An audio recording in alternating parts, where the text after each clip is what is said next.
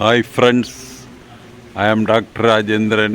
ഞാനിന്നിവിടെ ഉണ്ടാക്കി കാണിക്കാൻ പോകുന്നത് നെല്ലിപ്പുളി ഉപ്പിലിട്ടത് കൂടാതെ നെല്ലിപ്പുളി അച്ചാർ.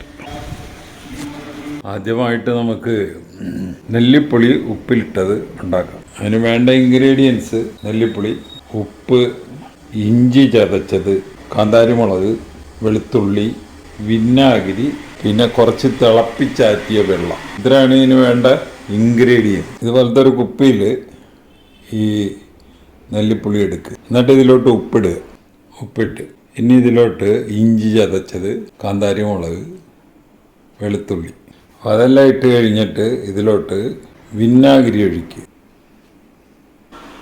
അപ്പോൾ അത് ഒരു 3/4 ഭാഗം വരെ വിനാഗിരി ഒഴിച്ച് ഇനി ഇതിൽ ബാക്കി തിളപ്പിച്ചാറിയ വെള്ളവും കൂടെ ഒഴിക്കുക.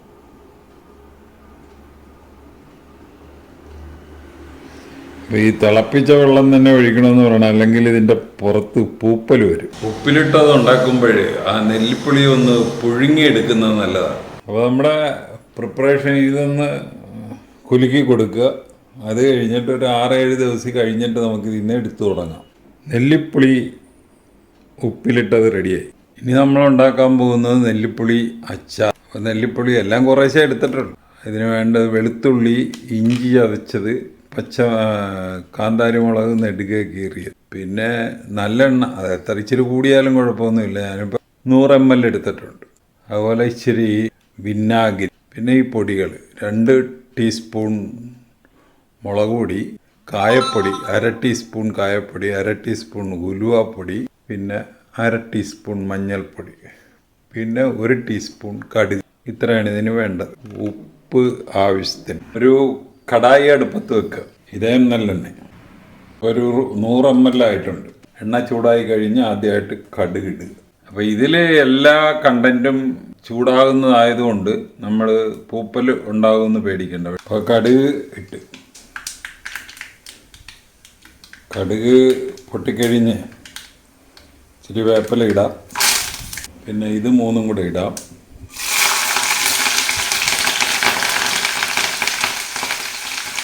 ഈ സമയത്തൊക്കെ നമ്മൾ സിമ്മിലിടുന്നതാണ് നല്ലത്.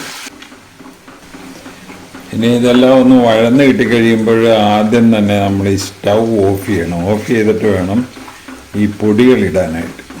സ്റ്റൗ ഓഫ് ചെയ്യുക. അത് കഴിഞ്ഞിട്ട് പൊടി ഇട്ടിട്ട് ഇളക്കണം. സ്റ്റൗ ഓഫ് ചെയ്തിട്ടാണ് നമ്മൾ ഈ പൊടി ഇട്ടിരിക്കുന്നത്. ഉപ്പിടുക.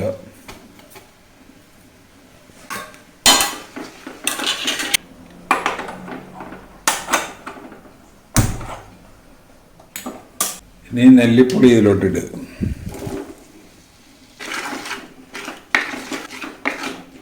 സ്റ്റൗ ഓഫ് ചെയ്യുക. ഇച്ചിരി വിനാഗിരി ഒഴിക്കുക.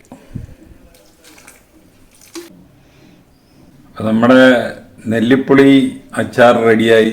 ഉപ്പെല്ലാം കറക്റ്റാണ്. ഒരു 6 ദിവസം കഴിഞ്ഞിട്ട് നമുക്കിത് ഉപയോഗിച്ച് തുടങ്ങാം. അപ്പോൾ ഈ റെസിപ്പി അനുസരിച്ചൊന്ന് ഉണ്ടാക്കി നോക്കുക. ഉണ്ടാക്കി നോക്കിയിട്ട് ഇഷ്ടപ്പെട്ടുവെങ്കിൽ ഞങ്ങളുടെ ചാനൽ സബ്സ്ക്രൈബ് ചെയ്യുക. വേറൊരു വീഡിയോ ആയിട്ട് നമുക്ക് വീണ്ടും കാണാം. Thank you.